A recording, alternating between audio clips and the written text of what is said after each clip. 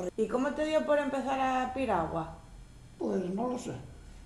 ¿Conocías a alguien o oye que te dijeron, Bueno, oye, pues, ven para acá? Pues Vivía al lado lo del río. conocía, que los veía remar Sí.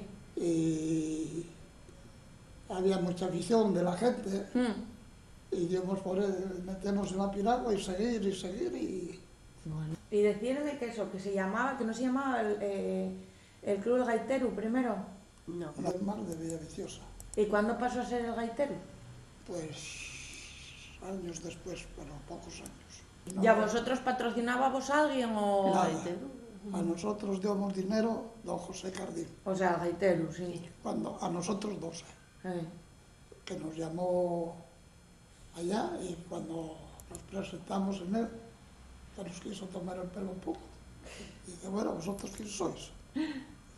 Vamos a venir aquí a que nos viera usted. Y dice, bueno, pues yo no os conozco de nada y tal. Sí.